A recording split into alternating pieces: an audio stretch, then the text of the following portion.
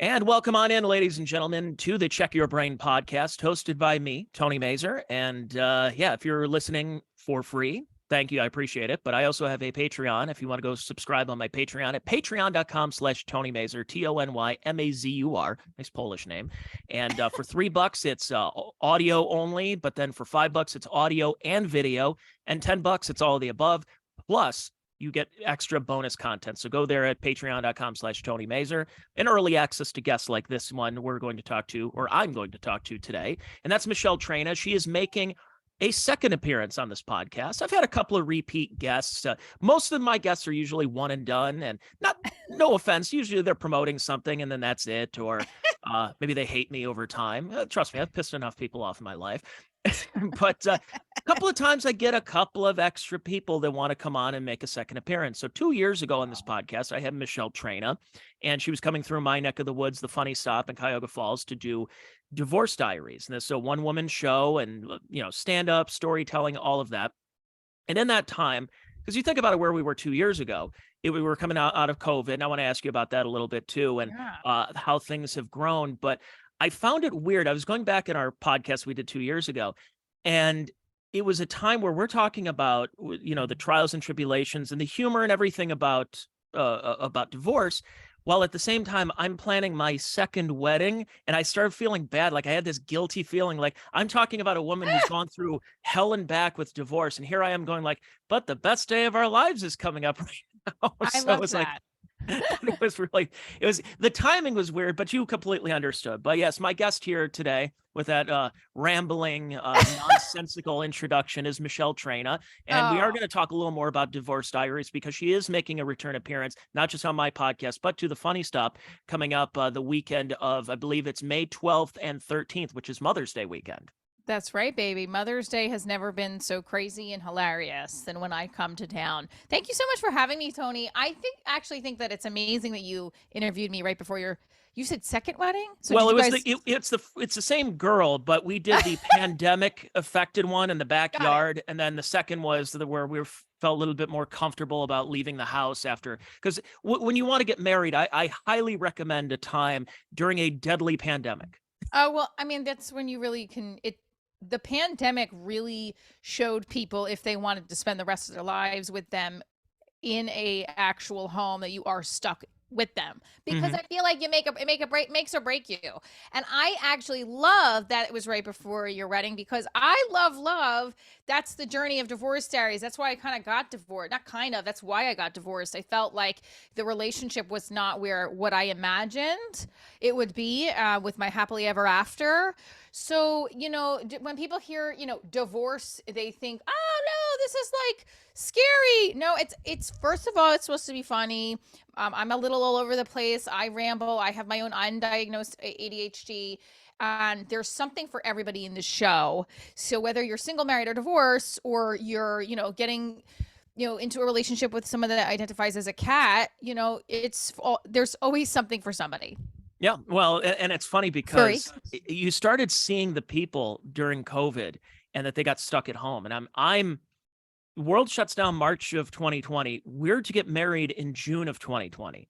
And so in those final couple of months when, there's a lot of stress planning a wedding and everything. And now I have to be with this person. And not only that, she has to be around me 24/7. And I got to believe that if you can survive that, you can survive a lot. But now let me ask you this, kind of funny, as I segue that. Do you think if you were still married going into 2020 with your previous marriage, do you think by the time COVID was over, your marriage would have been over too? Yes. You would have killed each other. Yes. Forget 15 days to flatten the curve. It would have been 15 days to flatten this marriage. I would have stayed at my parents, and that's we had a hurricane, and I left the hurricane during our marriage. There was a hurricane. It was Hurricane Sandy. If you're from the Jersey area, you remember Hurricane Sandy. Oh yeah. And I remember the night after Hurricane Sandy, it was still bad. People were driving miles for gas. I drove to my parents, which was an hour and a half away, to sleep over, because I didn't want to be stuck with him in the house with no electricity. And I had a baby too. Oh yeah, and then take away the fact that you couldn't do anything, you couldn't leave the house, you couldn't. If you were so stressed, you wanted to go do stand up, you couldn't do that. You were in the same house, and right. So, and I didn't want to do him. So that was the thing. Like, it's not like some couples who aren't getting along, like, just will have sex, forget. No, that was not us. I was like, no. And I don't say that to be like mean towards him, but it was like the intimacy part of our life was so at that point, because we just were in a bad place. So it's bad when you're running to your parents' house. oh yeah, absolutely. Well, and so I'll go back in if you're watching on Rumble or YouTube. Here it is, or on Patreon. You in the last couple of years, you have been able to put out a lot of content here, and here it is on Amazon. If anyone's interested, you have a special that's out there. It's called Michele Traina Divorce Diaries, and I'll read it off here. A one-woman comedy show about Michele Traina's post-divorce journey, teaching kids with special needs and dating men with special needs. A live show that mixes stand-up and improvisation based on Michelle's real life as a single mom and a Jersey native. And there it is. It's available. Go check it out on Amazon. And you can rent it, but go ahead and buy it too. I mean, why not? You get to have it forever. So, thank you. Buy it. I will be stuck in your folder of Amazon Prime forever. Not stuck. I want everyone to buy it, to just like I told you before we started recording, because we're trying to use the distribution funds to film our scripted series. I'm going to put it out there. Now let me play a little bit of here as I'm going to share this. This is the trailer for Divorce Diaries for the TV pilot. Yeah, for the TV series. Yes, for the TV series. So this is Divorce Diaries, a one-woman comedy show that focuses on my life, teaching kids with special needs and dating men with special needs. I've known Michele for over 25 years. We met doing community theater in high school. She's a good person. She's got a lot of heart and a lot of caffeine. You're going to the city like that. That's what the producer said, that if it doesn't look put together, he's not going to look at it. Is she like a teacher, or what does she do? You know that alarm in school, no one's supposed to touch the fire alarm. Right, you can't touch it, but there's always like that one kid. 0, and then we were up here at 100. They don't train me for that. Why are you filming in the school? You know about this, I gave you the I have no idea what this is. This is a shit show. So there it is. Go check that out. And again, here's the link over there. Divorce Diaries that's not so the only thing is, Tony, not to interrupt you, is that pilot is not for what you're going to buy on Amazon Prime. My live comedy special, I have a commercial that I can show you too on there. But so the trailer you just saw is for the TV pilot for the scripted series, and the special on Amazon Prime is me performing the show of Divorce Diaries live. And people get confused, like, well, I don't understand what's the difference. So it's kind of like Seinfeld, how Seinfeld has his live comedy special and he has the show. Same thing, except Divorce Diaries is a different type of comedy show, whereas most stand-ups will just do a stand-up special, where I do 45 minutes of stand-up and then the 15 minutes of improv, sometimes with the audience, sometimes alone, sometimes with my writing team for the TV series. Well, I was going to say more like Pee Wee Herman, because Pee Wee's Playhouse started as it was a Groundlings thing with Phil Hartman, and they would have the stage show, and it became so popular it became an Amazon, of course. It became an HBO special, and then it took off into the couple of the movies, and then the TV show. So you're it's kind of a similar path. You have that concept, and you can take it from a stage and apply it in different ways. Exactly. And I think that the idea for I'm trying to see if I can get the trailer for the if you go to any of my content, you could see the trailer for the Prime Video special. It is something that you will get a taste of what being in live, being at the live show is, but also for some of the characters in the scripted series. And I've had people say, well, where can we see the pilot? And I say, well, it's circulating film festivals right now, so that when the next film festival we're in, you can either come to it or you can wait for I'm doing another virtual screening of it. And the date was supposed to be in April, but I got extremely busy with work, and I was like, I have to sit and plan when I can actually promote the virtual screening again. But it will be circulating that. In addition, we have a team now. I signed with a producer from the pilot, from that proof of concept I shot in 2021. When I first did my interview with you, I was raising money to shoot that pilot. And then I shot it that June. Went over like a dozen awards and film festivals. And I got a producer from it who then brought on his team that directed and produced the Amazon Prime special. So we have one, projects together under our belt, and now we're looking for an investor to film the 6 episodes that we wrote for season 1, and that includes like a reshoot of the pilot in the lens of what we created. Mm-hmm. Yeah, that's what works. And I think what helps nowadays, even though there's always, everybody needs money, everybody needs to try to put something out, but the means of distribution, it's not like you're going to CBS or ABC and NBC and that was it. That's all you had back in the day. Now, at least if you have something, you can put it out. So there's so many different avenues you could take. I will say I'm learning a lot about how to, approach investors and people for this kind of money, because it's a process. And I know that, there's a saying where, it's about the journey and patience. And I'm a big believer in planting seeds. And I think that the show is about that, where it's not going to have, like, I keep comparing myself to other comedians and other actors who, like, all of a sudden they're blowing up. And I'm like, am I doing everything right? And that's this, and the story is about me feeling like this underachiever through comedy, right? Like the Office meets American Mom on amphetamines type feel. And we want people to feel like, oh, I feel that same way, even if they're not divorced. Well, and that's the one thing that I want to ask you about. That is even though I think everybody in some way that's listening right now and everyone out there has experienced divorce in some way, whether they themselves have been divorced, parents, grandparents, sister, brother, whatever, it affects them in different ways, but there still is a little bit of a stigma. There's a little bit of a taboo. Have you gotten any backlash from people saying that you're glorifying divorce? You are, don't you understand? Like, for example, I'm Catholic, and the Catholics and a lot of Christians still look down upon divorce. That's why some are, although there should be like an offshoot, like for annulment, should be like annulment announcements. Instead of Divorce Diaries, it's annulment something. Yeah, apparently, according to my landlord, the Catholic Church has now agreed to allow you to annul your marriage no matter how far along. I don't know how true this is, how far it has been since your divorce, your actual marriage date. I have received people who've been negative for sure. What is so funny about divorce? I'm looking for this trailer so I can show you, because I do a joke in my set where, I had a marketing director of a male review that I did a collaboration with a couple years ago for National Divorce Day. And it felt well received, and I felt really good after the show.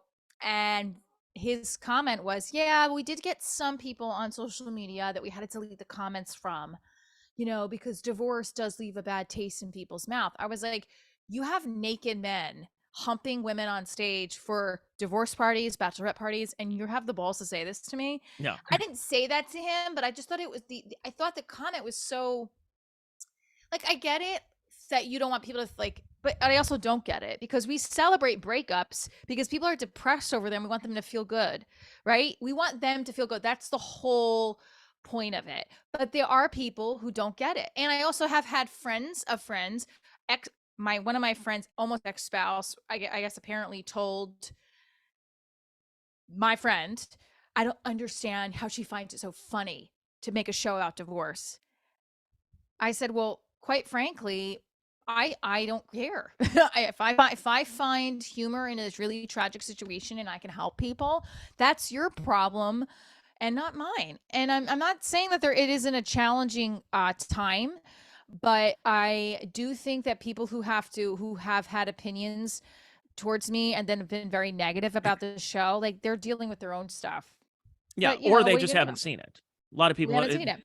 They just haven't really seen much of it. And all right, let me pull that up. You sent. Yeah, pull it up. There's a trailer for the Prime Video special. All right, let me. All right. Sorry, folks. No, take it up. And while you're getting that up, just so everyone knows, I'm a very, like, embrace the imperfectness that is me type of and I hope that comes through in the show. I know it'll come through. It's just that's what I want people to identify with. It's like, wow, she's not afraid to put it out there, despite the fact that people could say, oh, well, you don't have makeup on, or you don't have perfect mom gear on. Okay, here we go. Oh, well. I don't think I can hear it. Always happy, no? I was miserable, I was depressed, I was nervous.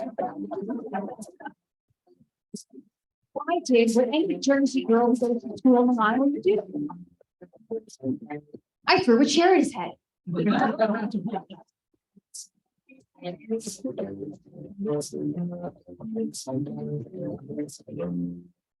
So, I mean, one thing that's interesting about going through this process of divorce is that it's relatable and it's also personal. And when you're doing stand-up, and I've been doing stand-up about almost 10 years, and one thing that I've noticed is that I go through peaks and valleys with my material, and usually I realize some of my best material is when I'm miserable. And what do you do to, like, how do you deal with when you're dealing with a breakup, a job loss, or whatever? Is you use it as kind of like either going to the gym or some form of therapy. And if anything, it's probably way healthier than saying like, yeah, I'm going to go get loaded tonight. I'm going to get drunk. I'm going to get stoned, right. whatever. I think it's better just to go out and vent in front of strangers and say, here's how miserable my life is, or here's how great my life is since I was miserable. So at least if you're looking for relatable personal material, this is it. This is your personal life. I agree. I think that even if I feel happy that I got over something that I thought was going. Divorce for me was the happy ending to what I was not happy within, right? And that's not to say I got married to get divorced, but I always created for my life from the time I was in high school doing musical theater, touring. I'd write, I did improv before I ever did stand up. I started just doing stand up like 6 years ago because I had a background in improv, and I thought I'd go back to that. But when I started doing stand up because of a breakup from a boyfriend, not even the breakup of my divorce, I had already developed Divorce Diaries into a one-woman play, and it was more bittersweet. It wasn't. It was very different than it is now because I was just creating, and it was helping me. I do think that therapy is therapy, right? I think that this is definitely a part of the healing process. I said, go to a doctor if you're feeling depressed and anxious about something that's happened to you in your life, or if you're prone to those actual illnesses and disorders. We all are, right? But I think the comedy part is, I really want to make people laugh if they're going through a hard time. And same thing for myself. Mm-hmm. Yeah, that's when you go through those horrible times. And I mean, that's why I started doing stand-up in the first place. Because I have friends of mine who said, I started doing stand-up because my dad and I used to watch Robin Williams specials, and then my dad died of cancer or whatever. It's like all these like horrible stories. And it's like, what about you, Tony? When did you start? I'm like, I wanted to get my girlfriend back. She never. There's no but there's no. It's like, yeah. So it's no problem there. We all go through our different things. And I remember the time where like I had started doing stand-up because I wanted her to come out to go see me. And, oh my God, I love that. And it was like one of those, because I was in between jobs, and I was trying to figure out like, what can I do to impress this girl again? And I realized there was nothing I could have done to impress the girl now that I have the closure. And one of the classic stories was I was doing the stand-up and everything, and we started dating other people. And then for whatever reason, we kind of got into contact again and said, how about we like maybe see if we could rekindle old flames? And so she's like, yeah, let's do something. And then one night I said, hey, I'm doing a one-nighter at a room like a couple of miles from you. It's not too far away. Would you want to? Yeah, I could do that. And it was a show started at 9:00. I was going about 9:30, and I kept looking out the door like, where is she? It's about 9:15, 9:20, 9:25. So it's about 9. All right, calling your next comic to the stage. He's from Cleveland, Ohio. Give it up for Tony Mazur. I'm like, all right. And I bombed that night because I just have on my mind. I'm like, she should be here. And she never once said, I can't make it. I don't feel comfortable. The weather's bad. It was nothing. And I'm like, that's my closure right there. Right. Exactly. It was absolutely my closure. And I'm like, you're the reason why I wanted to get into doing stand-up in the first place, because I wanted to impress you. And I realized you weren't there for me when I needed you. Right. And so right. Exactly. And so it's one of those feelings of, what would I rather have in life? And this is, I think, the feeling of a true artist. And I don't want to say I call myself an artist, but I think it's like this with a lot of performers. Would you rather be happy, but it compromises your on stage material, or would you rather be miserable because you always have just built-in material built up there for you? Well, I also think so. This is a great question. I think that you can always find material in something, because if life was perfect, we'd be in heaven. So I think there's always something you can develop. And I also feel like if you have to truly love the craft of not only stand up, but performance and what you do, because that will prove longevity. That will also prove that, this is where you're meant to be. And not just also the performing element, the grind of it, the business component. It's a lot, right? It, and or if you can't, if you're looking at it from, well, I want to do stand up as maybe a side hustle or just as a hobby because it's part of like my like extracurricular, whatever you want to call it.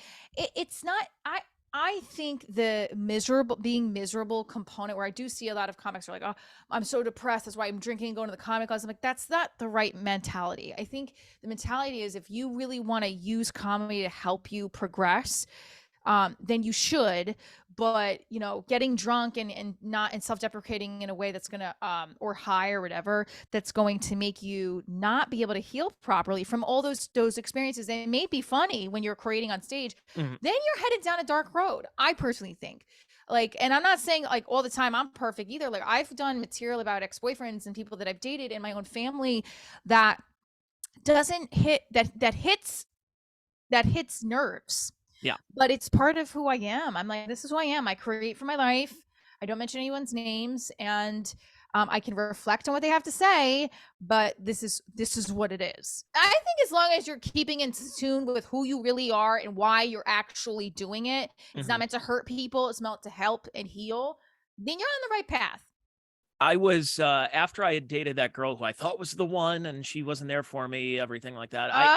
I dated a couple of girls, and there was one I dated for a couple of years that really should have just been, it should have been a couple of weeks or maybe a month, maybe a couple of months, because I just started I was found dating to be like going used car shopping. Right. That if you're an adult, if you're not a high school sweetheart and you're entering your 30s, you go out dating, and it's like you're always on the lookout for that great used car. Now, some are going to be better than others, but they're used cars. So sometimes you like a used car. It's very reliable. A nice Honda Civic you're looking for a while, but others are going to be a lemon. And this girl was a rotten lemon that I dated, but it was like I was too nice. I was too broken down emotionally. Right. But it did help me on stage. I thought I was a better comic because I would be frustrated, and I would just go like, save it for the stage, do this. Exactly. And then it all culminated right at the end of our relationship. We got into a big fight. It was a true story. We were going to a concert that we both liked the band Real Big Fish. They were a ska band and like kind of like Mighty Mighty yeah. Bosstones. I love it. She said, hey, what? So I got her tickets for Christmas, and this is early January. And we went out to a Mexican restaurant beforehand. And she's like, we should go during happy hour because the drinks are like half price. Yeah, sure. That's always going to be a great. So she ends up getting 6 margaritas that night before the show. 6? Then 6. Oh, yeah. I would have been passed out. Well, I can't handle 2. Well, this is when you're dealing with a girl like this, and she had 6 margaritas, and we go to the concert, and the whole time she's like keeled over, and I'm like, "Are you sick?" She's like, "I have acid reflux," and I said, "Yeah, you had 6 margaritas. Of course you had acid reflux. I want to go. I'm like, "We're not going anywhere." I'm like, "This is the end of our relationship." I'm like, "No, I'm going to step up and say I paid a lot of money for these tickets to this concert, and you're going to enjoy this." Like, I hated sounding like that, but that's kind of what I had to do. And she just got miserable. "I want to leave. I'm going to leave. I'm going to leave now." And then she ends up walking out, and then I walk out and try to bring her back. I say, "Look, let's figure this out." And then and the problem was about a half hour, maybe a 40-minute drive home. I wanted to flip the car over. It's like, it was to that point, screaming at me. It's 1 o'clock in the morning. We live in an apartment complex. So I'm assuming everyone's just kind of knocking on the windows like, "Shut up." And then she ends up getting to a point where, and I'm actually, weirdly enough, I'm looking at it right now in my kitchen, a Hamilton Beach carving set. And she pulls out this huge knife. What? And I'm standing there in the kitchen, and she's got this crazed look on her This is face becoming like Thriller here. A thriller with the knife. And all I could think about is, if I survive this, this might be a good bit on stage. You had a woman pull a knife on you. Mhm. That is dating. I used to say that my dating life was like Tales from the Crypt. That is a tale from the crypt of dating. Like that's extremely scary.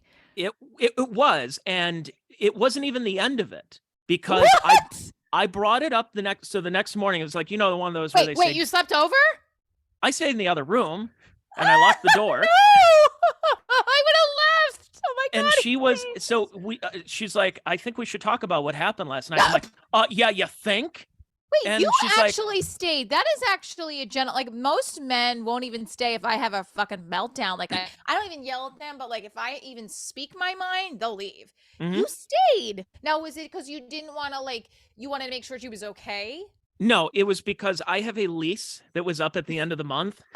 And I'm too cheap to go like, no, I'm not going to pay for a place that I'm not living in right now. Okay. You guys have right. Because okay, this was now earlier. I'm just spilling all. I don't care. Even if she's It's fine. listening right now, it doesn't really matter.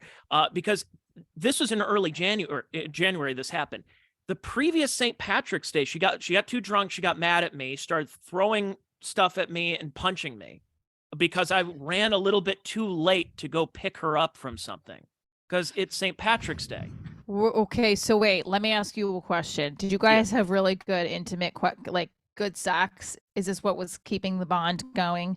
That was why I got hooked in the first place. Okay, well, this explains a lot now. So you see, really good sex will keep you in very bad toxic situations.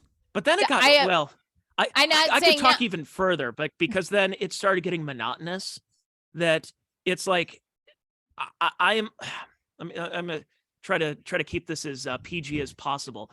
I am not PG, so you can do as much as you want. It's your show.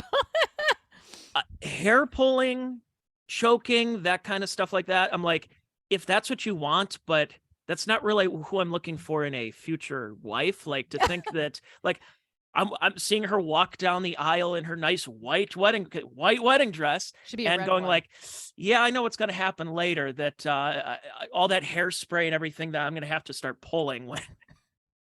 Hey, she's a lady in the parlor and a whore in the bedroom. That's what I am.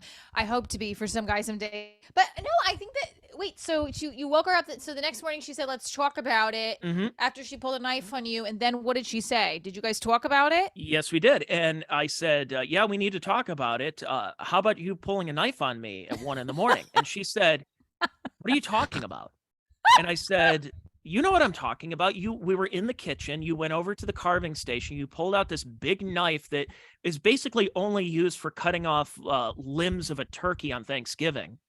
And she's like, no. You thought I was going to cut? No, I was going to cut myself. So that's even supposed better. To make it better. Okay. Way more stable. Yeah. No. She wasn't pulling it on me. She was going to pull it on herself. So then I'm going to have to deal with this bloody, hopefully soon to be ex-girlfriend, and that she's going to do this. And and then it wasn't even the worst of it, because a couple of days later, we're upstairs and I'm already just like getting to the point where I'm like, we got to end this. And this is how it ended. Was she punched a hole in the wall the other day, like a huge hole. And because of that, there was a picture frame that was above it that was askew. It was just kind of like off center a little bit because of it. So I'm like outside the bathroom where the picture frame was, and she's going to adjust it. So she's holding the picture frame and going like this. And I'm thinking she's going to hit me with it. I cannot. Oh and my I flinched. God. I flinched because she's hit me before. And I'm sorry, it's not funny. It's not funny that you. No, it's hilarious. But the fact that this woman is abusing you and she's making you flinch. I mean, this is actually very frightening. And I'm so not frightening. Because I don't want to, like, domestic violence is not okay, but holy fucking is she like an MA? What is she doing now? She's already divorced now. She'll probably come see you in a couple of the funny stuff. That would be actually interesting. Maybe she's come to the show. Wait, so okay, so you flinch, and then what happened? She said, "You thought I was going to hit you with that," and I said, "Yeah, your track record doesn't really prove trustworthy." And she's like, "We should probably break up, right?" And I'm like, yeah, I think we're at that point. So I think it was a couple of days later, she ends Oh up my moving God. in with a girl that she had just met at one of her friends' weddings, because she was like a bridesmaid, and one of the other bridesmaids, they started becoming friends. And so Right. her friend came over because she had an SUV. And as they're putting the mattress on top of the car, like Right. with the bungee cords. I'm looking with the doors open, and I'm sitting on the stairs looking out the window as I'm downloading Tinder and Bumble. So, like, Oh so no. she's like, hey, can you hand me that bungee cord? I got to hook this. And I'm like, my name is Tony. I'm 28 years old. I'm a stand-up comedian, and I'm, And I'm recently broken up. yep. I do not like women who like to hit me or shove 6 margaritas down their gullet. Yes, That's so if you're a girl who can handle no more than 5 margaritas before a concert, and if you're a girl who does not enjoy trying to stab your boyfriend in the kitchen, swipe right, please. I might be your man. And then Speaking- eventually I did find my now wife not long after, and of course Oh, she and- accused me of cheating on her. Boy, that was soon. You guys got, and I'm like, I was emotionally broke. So Disconnected. actually, this is an interesting. I could ask you about this, because after she had hit me on St. Patrick's Day, I was emotionally broken up from her. Oh God, And going like, yes. I have a very low-paying radio job right now, and I have a lease that's up at the end of February, and it's March 17th. And so that means I am stuck with this girl for 11 months, and I don't have the money, and I'm not going to ask my parents to pay for this. So I was emotionally nice of broken you. up with her for the full year. So by the time I met who ended up being my now wife, I was, in my mind, single for 10 months. Oh, so and I first had of all, emotionally moved on. I have to be honest with you, putting your hands on somebody, she's very lucky you didn't like. So I do a joke in my set about hitting my ex-boyfriend. It's a joke, but it actually happened. Mm. I will say that I smacked him like that on the face. That's not okay. It was not okay. He held my arm and then I smacked him. He didn't like purposely hold my arm to hurt me, but like I was trying to give him a letter. He was like, no, I'm not going to read it. And then I smacked him. He was very drunk. I was very mad at him because he kept ignoring me. He was ghosting me. It was driving me wild. Now, I am so embarrassed by the fact that I did that. That's been years. I mean, him and I have had sex since. Like, we have made up. We're friends. Like, Did he tell you to, like, hey, can you smack me again? well, we were intimate last year. Now, this happened like 4 years ago, and we had sex last year. And he's the one ex that I thought I'm so surprised I am. He doesn't give a fuck about like me making fun of the character of him. He's like, whatever. Like, he fought in Kuwait. Like, he's not, he's been dealt with a bunch of other things that, like, this is nothing. And He's been shot at in war. He right, could take it's a couple of shots literally in a comedy he's been stage. shot at in a tank from. I'm not joking. So the smack though came from like a frustration of like how he was treating me, and like he was being very he wasn't being. I had no right to have done it. But he could, like, putting your hands on someone there is consequences if they want to act on them. And I've been in situations where I could have reported someone to. So like the fact that she did that and didn't seek the help after, because that's scary. Yeah, there is humor in it. And I initially just laughed because I was like, holy frig, like she just smacked you. Mhm. And other times. So you had to have been emotionally removed from that's an abusive relationship for a long time. And you were probably scared to leave. Anybody would have been scared. It sounds like she's very unpredictable. And I'm happy to hear that you you finding love in the wife is like what I want to find in my life, and that's the whole goal of Divorce Diaries, is to find these red flag situations to get out of them. And hopefully she sees the light at the end of the tunnel. Yeah, well, that was my wife and I were just talking about that the other day, because she's, as I always say, that she has, out of all the girls that I had dated in the past, she has the most basic of musical tastes. Like, she likes Florida Georgia Line and all that bro country, and she's a huge Backstreet Boys fan and everything. Yes. We saw him last year. Wait, yeah, saw him last year. Everything, and she'll show me on Instagram. Like, did you see what Kevin posted here? And did you see Brian's son is performing? I'm like, okay, sure. One of my like, high school friends works for AJ McLean and has a business with him. Oh, really? So like I've told him, I'm like, I've wanted to meet the Backstreet Boys forever. We Yeah. lost touch the last couple years, but yeah. But it's funny because all the other crazy women that I've dated, a lot of the crazy women had really good taste in music. Like, okay, like- hold on. I and- gotta ask you. yes. What now? You have told me a pretty crazy story, so I might actually side with you on this one. I have a joke in my set about crazy, right? About Mhm. calling us crazy. What for you identifies a woman as acting AKA crazy? What are the top 3 things that you identify that bitch is crazy? I would say the irrationality of I would say number 1 out of all of them would be the irrationality of something that is meaningless or minuscule that can Okay. be resolved easily. Like, for example, she was one of those girls that if I've used this example before. If I said, hey, can I borrow your car today? And I'm driving and there was a deer that jumped out in the road and I got the car totaled and everything. And I would call her, I'd be afraid. I'm like, she's going to kill me, everything. And I would say like, hey, I'm sorry to say this. Your car got totaled. A deer ran out on the highway. I'm going 60 miles an hour.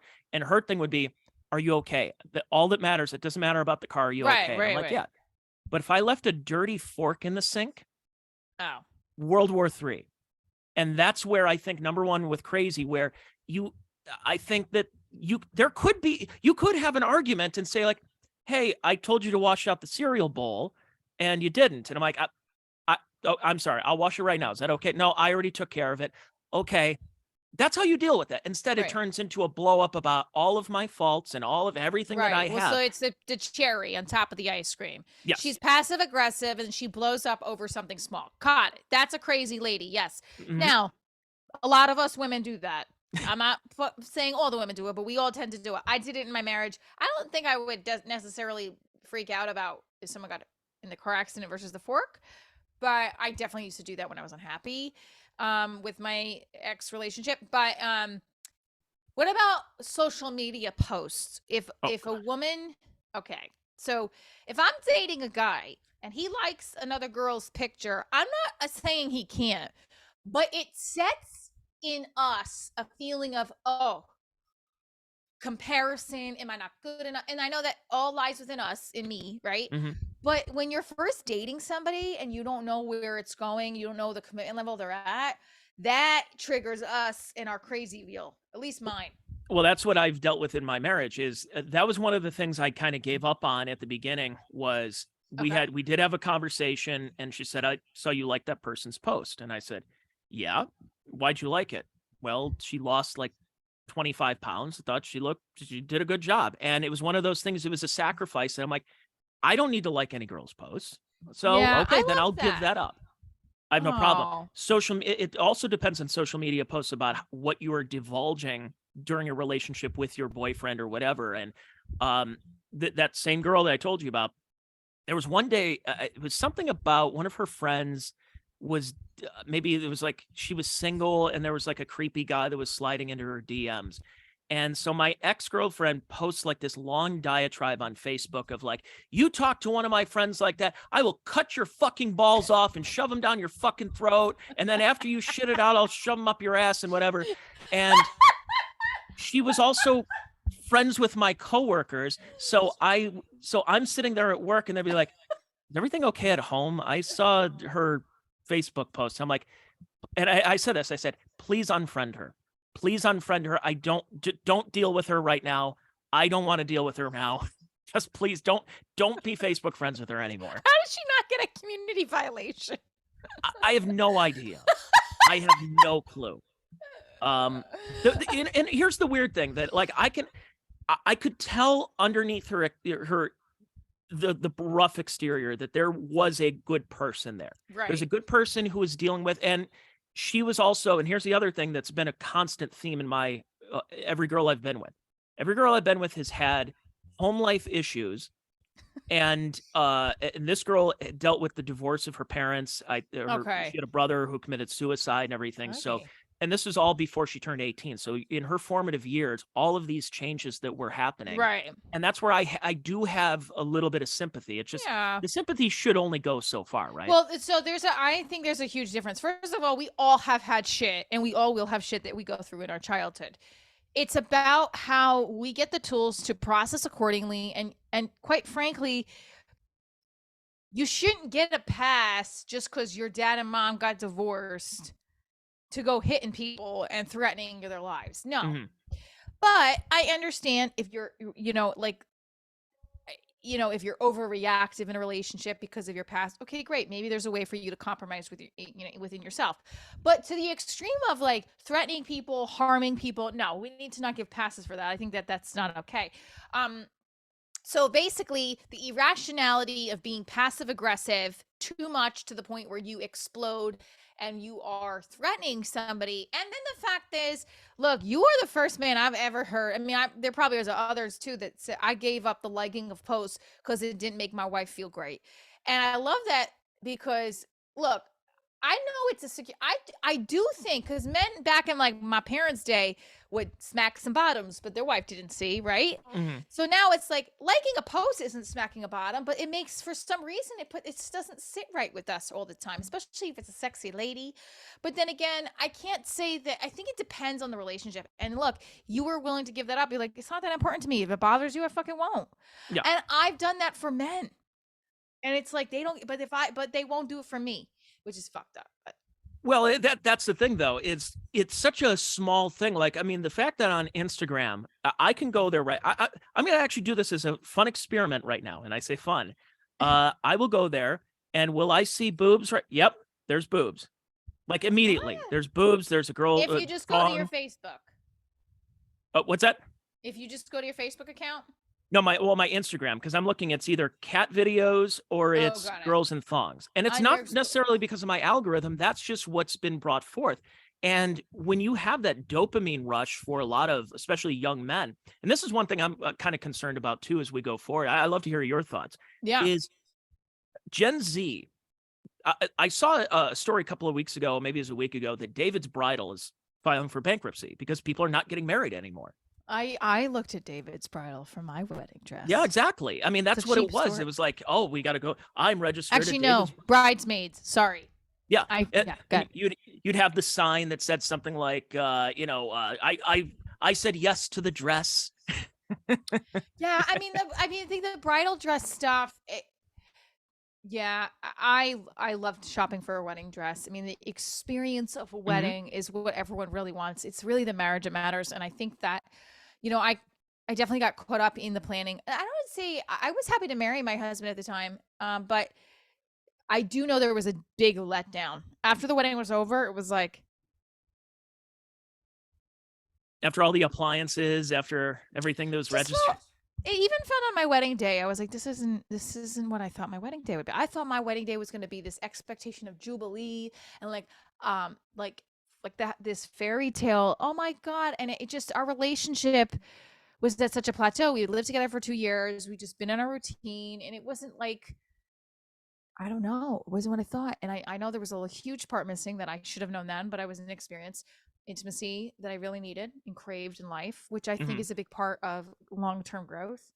And I definitely think I outgrew the relationship before we ever got married. So, it's fine. Now we're happily ever apart. So, yes. And we have a daughter. Happily never after. Exactly. He's in a relationship and happy. I am single and happy, although I'm happy being single. I'm just not sure. I know where to go from here, because as I get older, I find myself more exhausted in dealing with men and dating. Yeah. That I don't even do it. Well, and that's the thing though, because I was mentioning about Gen Z, that Gen Z is just not getting married now. Oh yeah. Sorry, I interrupted you. No, because it plays into it, because back in our parents' day that they would go out and, if either they're getting divorced or going through a breakup, and it's like, hey, I know this girl that she goes to church and she's this and that, or hey, the girl who works at she's the secretary at my office and everything. And that was what it was at one time. Nowadays with dating, and this has got to be interesting, the online dating. It's not even just online, it's the apps, that it just turned into Studio 54 in a lot of ways, where as soon as you're uploading this, and I did that myself for a little bit when I was single. And 9 years ago, I remember it was 2014 when my buddy's like, you should try this Tinder thing. I'm like, okay. And I went on there, and it just turned into like, oh my God, I'm not here for hookups. That was the big thing. It's like, not here for hookups. And then it's like, and then the girl later on that night says, I don't usually do this. I'm like, yeah, I know. It says so in your profile. But this is the thing. I don't do the dating apps because it's overwhelming to me. Because I'm on all my social media platforms for work, and I can't even fathom how to keep up track with that. And I get shit from some people. They're like, "Well, then how are you gonna look for a job if you don't go on LinkedIn? How would you promote your show if you don't go on social media?" Which is not true.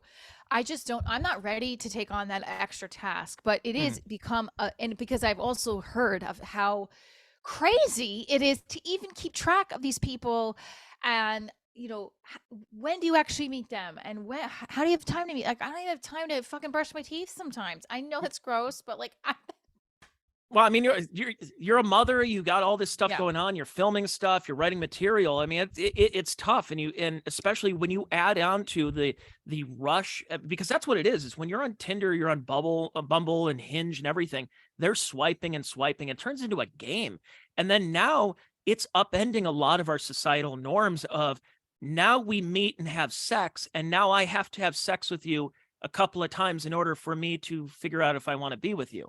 When in reality, and what it used to be, it was, no, we go on dates and we get to know each other. And then it's like, then I will decide that I will have sex. I have a question for you. Okay. Yes. I know this is turning into a Q&A with M&T. M&T, that's my initials, by the way. Michele, Tony. So my last name is Traina. Okay, whatever. Wait, that's so funny. Yours is TM, mine is MT. That's right. Here we go. High five. TMNT.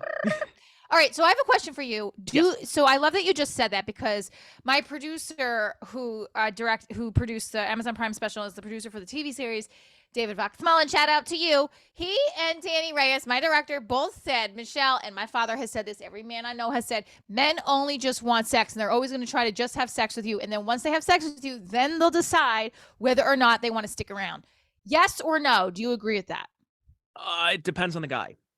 I think it's all dependent. Would you, or do you feel that way?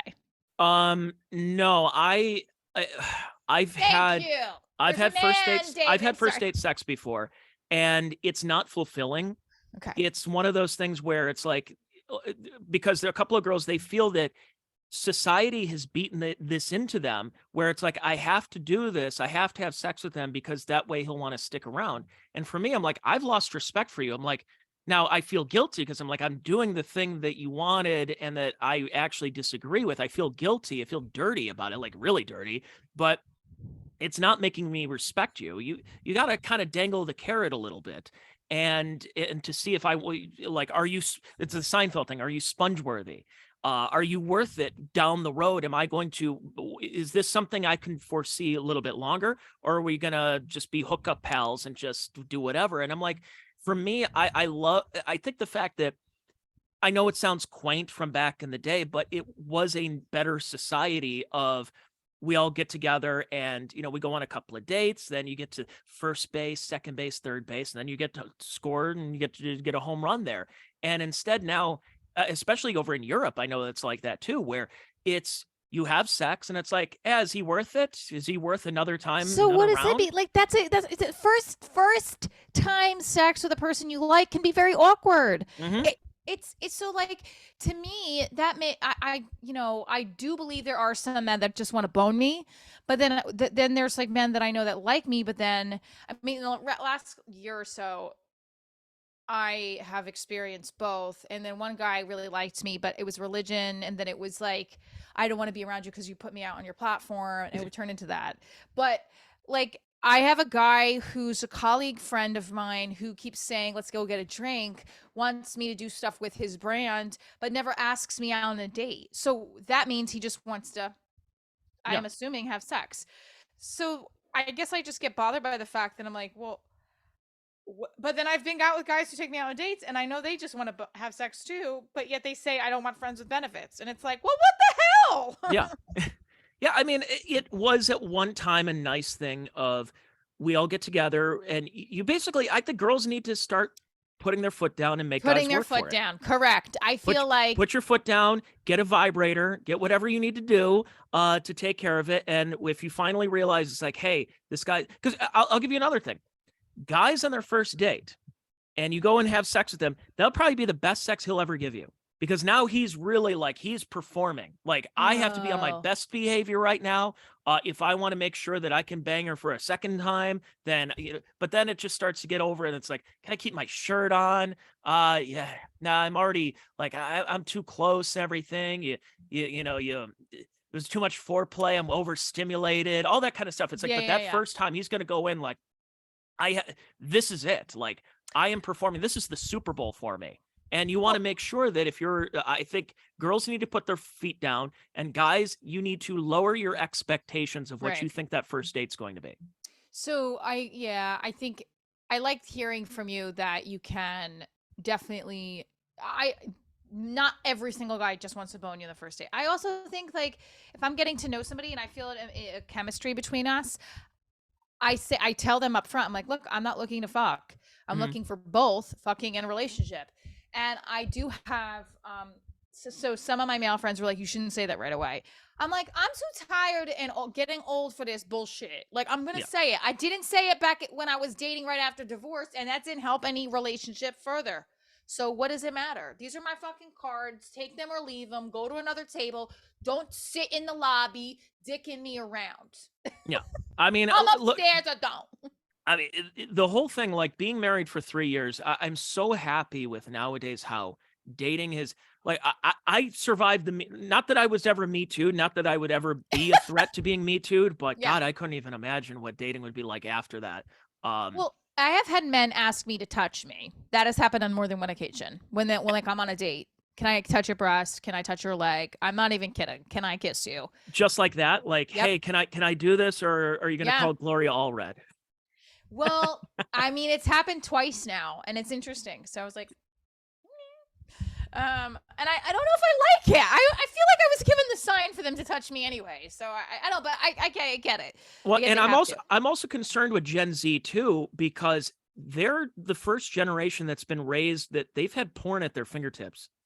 Oh, their everything whole is, life. I know. I mean, there's so much out there. They don't have to even, everything's at their fingertips. They're not going to even get married. They're just going to be like in situationships, which is a new term I just found out. I was doing stand up in New York, and Wait, what is it? it's called a situationship. No. Wait, it's not that. It's is it situation? It's not a Situship? situation.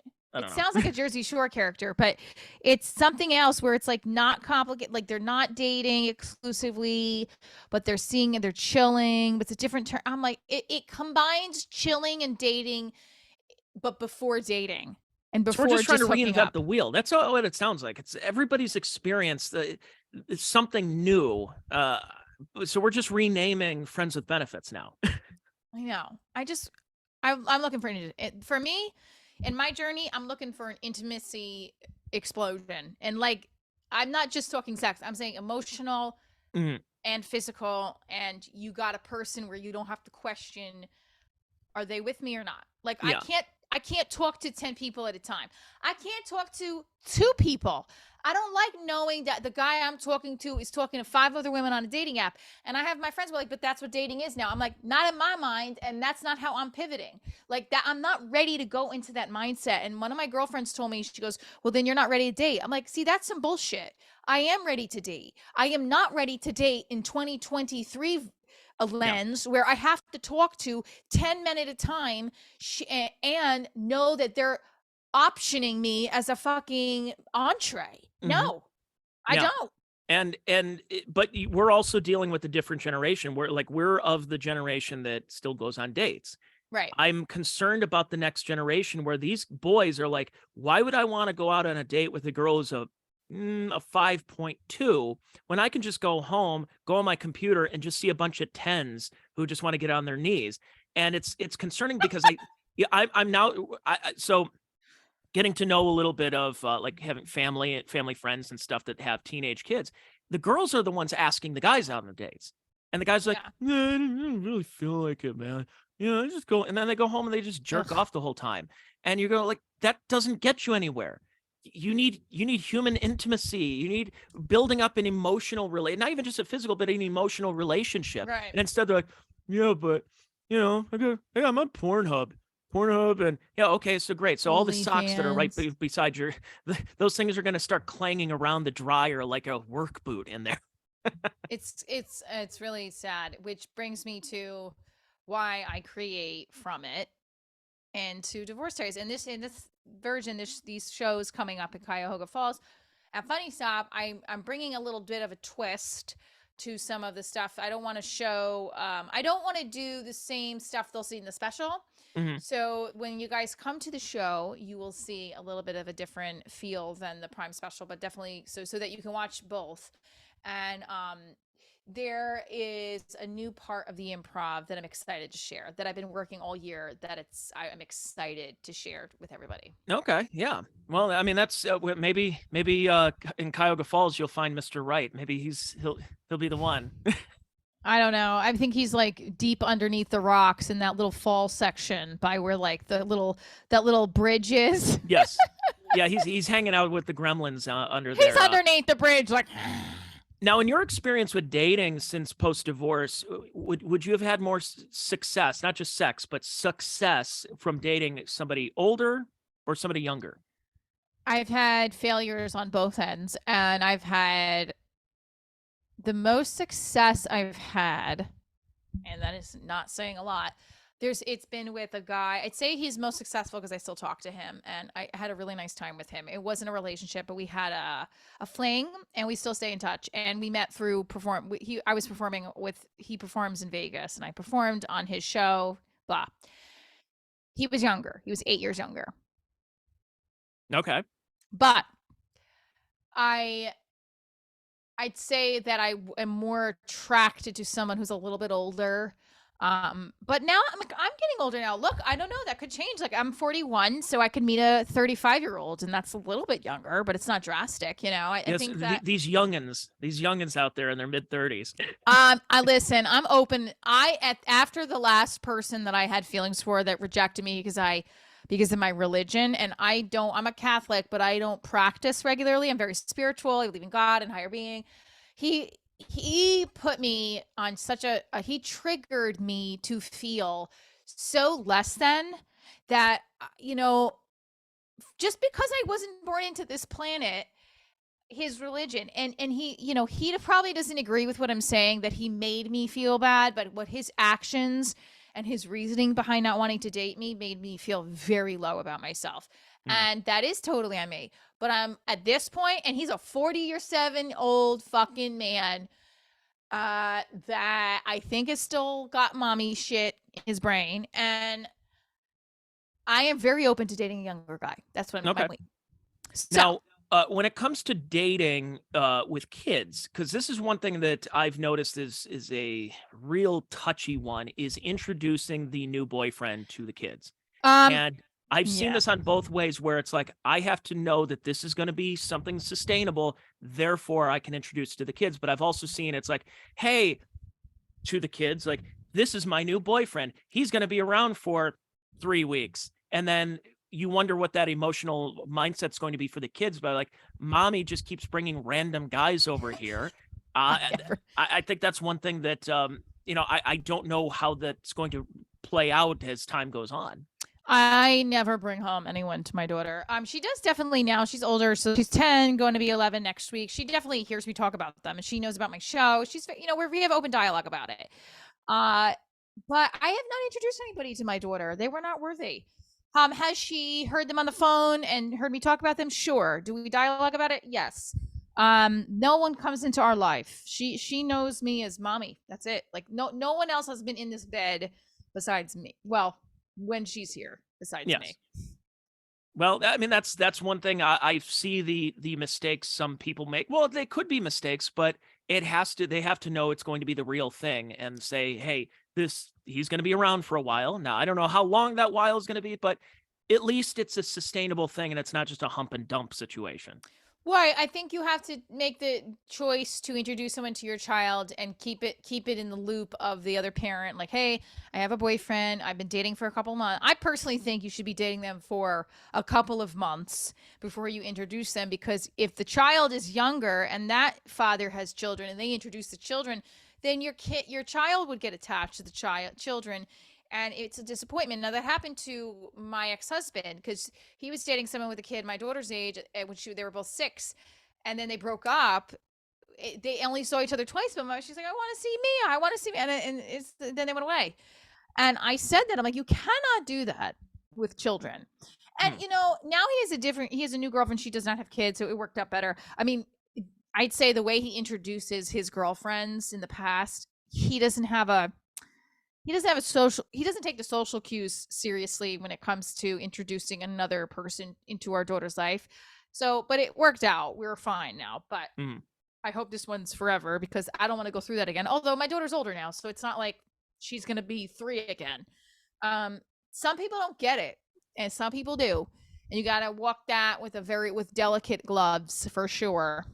I think another thing with divorce is that when people go through the divorce, I would say more women, I think some guys would do this too, but more women would be prone to settling when they find their next mate, that they get to go through the divorce. They have to, all the money, all the custody battles and everything. And that they find somebody that is fine, nothing mind blowing, nothing that you would want to go through the process of marriage again. And you see girls, I would say mostly women, would probably settle with some guy who probably also doesn't have kids, but he likes to go out and drink and shoot pool and have a good time or whatever. But it's like, he's not the best kind of guy, but he's not somebody that I'm going to be embarrassed by. So it's like, I guess this is the thing now. Would you say that I don't want to say in your background, but do you think that is something that has a role in a lot of women who go through this?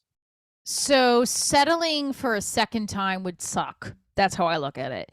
And I'm not saying I settled my first time, but I feel like I look back and I feel like I was trying to settle because everybody was getting married. I need to get married at 25 and blah, blah, blah. Mm-hmm. So I personally am afraid of that. And I feel like that could be a reason why I don't get into a relationship with the right person. I always fall for these guys who don't want a relationship.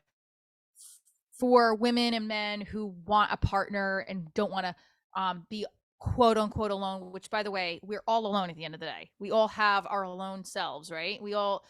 And we're not alone. We have family, we have friends, right? So yes, I do think people can get triggered back into settling, but I think there's more people that will stop it before they make the same mistake again. But because of what they went through with divorce, that doesn't mean though that they won't be in a relationship, like you said, not married, but they'll be in a relationship with the person to say they have a partner. I know people that aren't even divorced yet, and they go into relationships, full-blown relationships. And I'm not to say that I wouldn't do that. I mean, I was doing that when I was separated. I wanted to find a sexual partner, and then I started to think, oh, this is my sexual partner. We're going to be together. Maybe this is the one. What? No. And I'm glad that they didn't turn out right. But yeah, you probably could settle again. I personally, though, no, I don't want that. I don't want that again. I will lose my shit if I do that to myself again. Would that have changed over time? Like if you were younger, would you have settled, or has this always just been that mindset? Oh, wait, since I got divorced, I made the mistake once. I settled and changed who I was for a relationship, and I won't do it again. And so help me God, if I do, smack me across the face with something hard that's not a picture frame like Tony's ex, or 6 margaritas, throw it in my face so I know I'm doing it again. Keys, Corona bottle, anything else like that. There's probably been more. I just blocked it out. This is so much fun. Stories. I love this. By the way, if anybody's listening right now, go check out the Men Are Talking podcast. I had a couple of drinks in me, and I told some even more pretty filthier stories that she said I was doing. Oh, yeah. I love it. Well, I'll save it for another time. But save it. They have to come to the Patreon and buy. That's right. Buy my Patreon and buy Divorce Diaries. Go on Amazon. Go check that out. Let me pull that back up here. Yeah, pull up the Amazon Prime Video special and come to Funny Step Comedy Club May 12th and May 13th, or whichever show. There's 4 shows. Yep, there it is. Michele Traina, Divorce Diaries Thanks, on Tony. Amazon. Go check it out. $10, that's not bad at all. And I there's think even it's more. actually $7.99 if you buy the SD version. Ooh, well, there you go. 18 and over, so you might hear some naughty language, kind of like you heard in this podcast. Absolutely. What are some other dates that you have going on? You're traveling all over, so there's a lot of people outside of Ohio that are listening to this. Where else can we find you? So you can find me June 4th in New York City at Broadway Comedy Club, August 19th in Richmond, Virginia at the Firehouse Theater. And then in between those dates, I'm doing just regular stand-up featuring and hosting at other comedy clubs throughout the country. I'm doing one this weekend in Ansonia, Connecticut. I am also, what else am I doing, Tony? So I'm going to be in the biggest shows, though, are Ohio, New York City, June 4th, and Richmond, August 19th. Then back in San Diego and LA in October, and more dates to follow. Where are you at in San Diego? Mic Drop Comedy Club. Oh yeah, I've done that. It was I think it was called the Comedy Palace back when Yes. But yeah, that was an interesting room. San Diego's there's some towns that are going to be interesting. Like as far as well, especially if you're going to talk about divorce, I would assume more. Would you say more East Coast places are a little bit more apt to your material than maybe a Midwestern wholesome thing, or is it just everybody's dealt with divorce the last 40 years? It's like, yeah, I say it's universal. I would say it's. I don't think that the country locations have anything to do with who can connect to it. I think it's a universal theme, and this is why. Everybody has dealt with transition in their life, and divorce is a big transition, right? And it's loss. So everyone's dealt with those two things, right? In general. So regardless if I'm performing in Punta Gorda for a older crowd or in New York City for a Gen Z crowd, I have had people connect to my story. And I'm not blowing smoke. I have pieces in my life that everyone can connect to. We all do. So the way I tell the story of Divorce Diaries and this journey is in a way that will connect regardless of the parts of the country and also the age. Now, let's see. Well, if anybody wants as a single guy out there, you might enjoy the show too. We'll find Michele a new husband. Oh, please. I don't want a new husband. I just want a life partner. Now, last thing I'll ask you, because I do this in my act too. When not saying you, but a woman, how long into a talking to send nude photos? Oh, great question. Okay. Well, so where I currently am now, I definitely have to trust the person, like in a way where I know they're not going to go up and share or whatever, like, cause I have a daughter and look, I've been in relationships with men, intimate relationships where I shared because they've shared with me, whatever. So especially I have now to we're in the OnlyFans age right now, where it's like, well, I guess I'll show this for $9 a month. No, and I can't do that. No, I have only done that with people that I could actually trust, and then again, they could lose their phone, and then I'm fucked.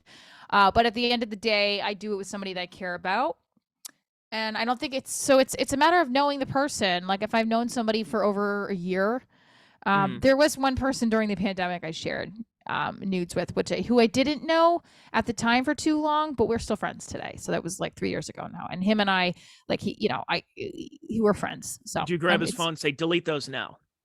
Well, he sent me pics of him too. So, but who sent first though? I think he did. Now, was it full, or was it like maybe him shirtless at the gym? Or it was full. It was full. Oh, he showed me his. Yeah. And the thing is, we're both comics. We're both comics and creative. So he's a writer. He's a producer. So he's a good friend. I wouldn't say he's a good friend because we don't hang out every day, but he's a friend. He lost both of his parents. He's younger than me. Nice guy. I mean, at the time we were going to hook up too. And then he's like, well, I don't want a relationship. And I melted down, and then we didn't. But then we ended up staying friends, and we are friends to this day, and so I'm very glad we didn't. But we did share. He was the only person I think I recently, in the last couple of years, sent nudes to in the first. I'm talking too loud here, as my daughter can hear, but whatever. Yes, talk more about nudes and buttholes in front of your kids. So I just say very it's family-friendly podcast today.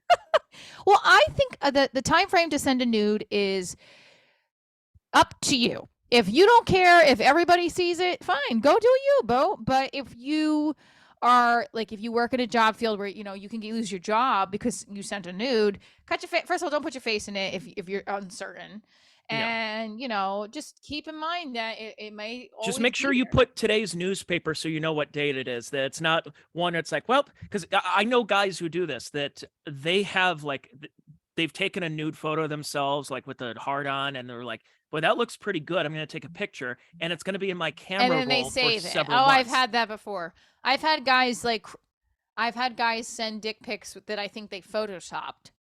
Oh yeah. Well, and then also, well, that's I'm of the belief that if you're in that situation where if I was dating somebody, you have to send first, because You I'm send not going to first. go willy-nilly, no pun intended, Yeah. and I just go get like, it. look at what I've got, look what I'm working with. And then also my other rule of thumb is, if you're a girl, don't show the promised land. Right. Meaning, like, Okay. if the first nude you send is spread eagle, No, not absolutely right. like that. No, that just spoils everything. I've only done that for someone I was with for a year and a half, actually. And we were like intimate, and we would do that, and it was part of our relationship, and it was hot. But I didn't just send those.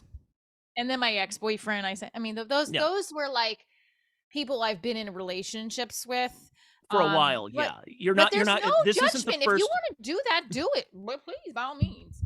Yeah, That's up. like there were girls who did that. The first nude they sent was that, and I'm like, oh, gee, I didn't know you were taking a picture of your pelvic exam. But like inside, I mean, like, yeah, I mean, full on 2 fingers. Look, it looked like she spilled a little cottage cheese. she didn't Big, clean. big graphic. No, I'm just kidding about that. But Oh. no, it's like, I think the rule of thumb should be, if you're a girl and you're going to send it, especially early on, it should be more, look what I'm working with up here and behind here, but not like, hey, Yeah, you like see a this? sexy. Yeah. Welcome in. It's kind of like you're bringing a plane onto the tarmac. Well, you want the desire to read inside.